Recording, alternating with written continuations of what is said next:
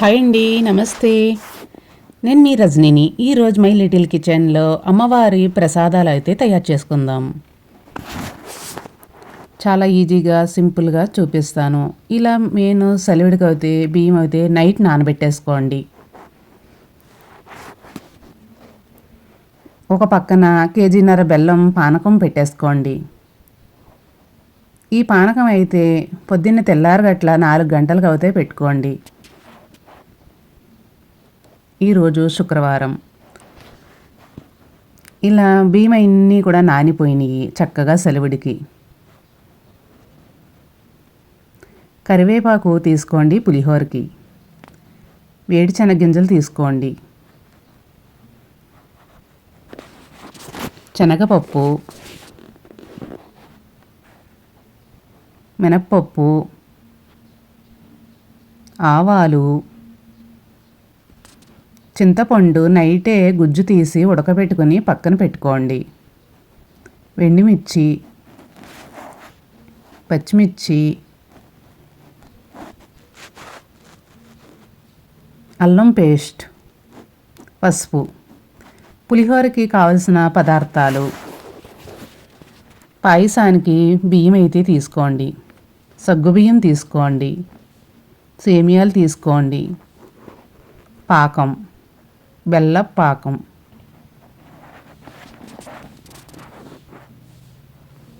పాలు, యాలక్కాయలు పొడిని తయారు చేసుకుని పెట్టుకోండి. పులిహోర అయితే రెడీ అయిపోయింది.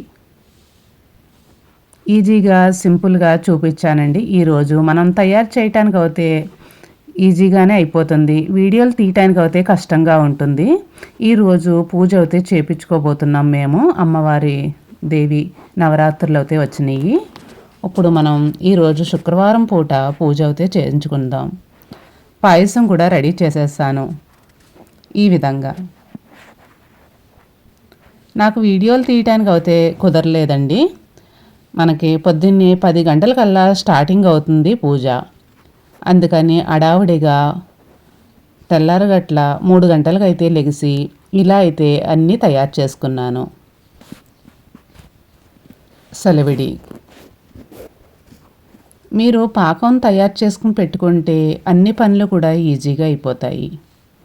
చూస్తున్నారు కదా, నైట్ బియ్యం నానబెట్టుకొని తెల్లారుజామున 4ంటికి సెలవిడి తయారు చేసుకోండి.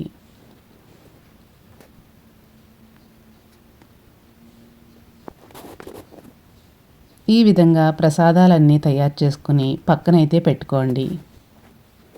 పెసరపప్పు ఒక పావు నానబెట్టుకోండి.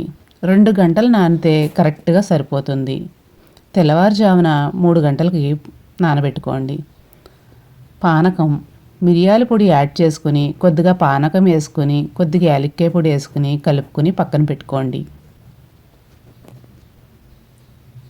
ప్రసాదాలన్నీ తయారు చేసుకుని ఇలా పక్కన పెట్టుకోండి. అరటిపళ్ళు తీసుకోండి. మనకి తాంబూలాలకి, దేవుడి కాడ ప్రసాదానికి అన్నిటికి యూజ్ అవుతాయి.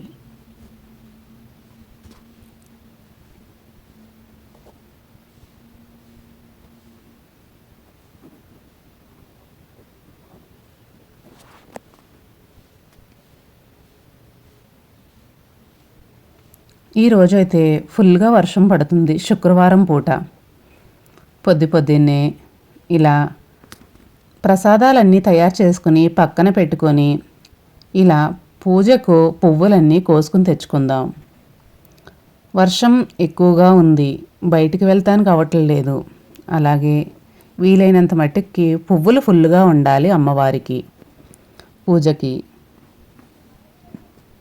ఇలా మొత్తం పువ్వులన్నీ తెచ్చుకుందాం. మందార పువ్వులు, గులాబీ పువ్వులు, గుత్తు పువ్వులు, అన్ని పువ్వులు కూడా ఫుల్గా ఉండాలండి పువ్వులైతే. ఇవన్నీ కూడా చక్కగా సర్దుకుందాం. ఒక బుట్ట అయితే తీసుకొని పువ్వులన్నీ తెచ్చుకొని అమ్మవారికి కావలసినవి అన్నీ కూడా అగరబత్తీలు, హారతి కర్పూరం, సాంబ్రాణి, ఇలా మొత్తం అన్నీ కూడా తెచ్చుకోండి. పూజకి సంబంధించిన పసుపు, కుంకుమ, అక్షింతలు ఇలా చిల్లర డబ్బులు, వక్కలు, తమలపాకులు, అరటిపళ్ళు, అగరబత్తీలు, 2 రవికిల గుడ్డలు, చీరలోకి ఒక జాకెట్ ముక్క, బియ్యం, బెల్లం ముక్క, పూజా సామాగ్రి, ప్రతి ఒక్కటి కూడా ఏది మర్చిపోకుండా అమ్మవారికి ఒత్తులు, ఆవు నెయ్యి,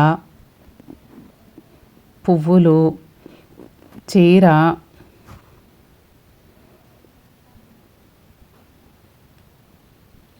ఆవు పాలు, మామూలు వాటరు,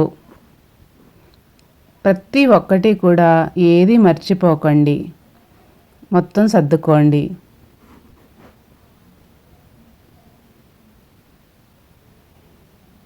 ఇలా ఒక బుట్ట అయితే తీసుకొని మొత్తం సర్దుకోండి. మనకు తీసుకున్నా కూడా చక్కగా ఉంటుంది. ఆవు నెయ్యి మర్చిపోకండి.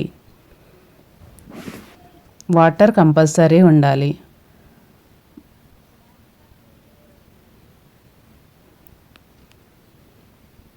తమలపాకులు, మామూలు ఆకులు కూడా వీలవుతే పెట్టుకోండి.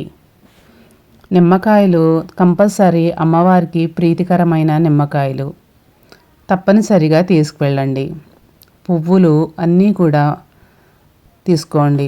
పూలమాలలు ఉంటే కనుక కంపల్సరీ పట్టుకెళ్ళండి. ఈ విధంగా మొత్తం అన్నీ సర్దుకోండి.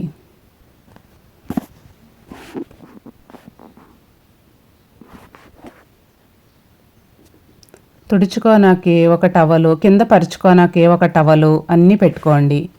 నెక్స్ట్ వీడియోలో మళ్ళీ ప్రసాదాలన్నీ సర్దుకుందాం రండి. పార్ట్ 1, పార్ట్ 2కి.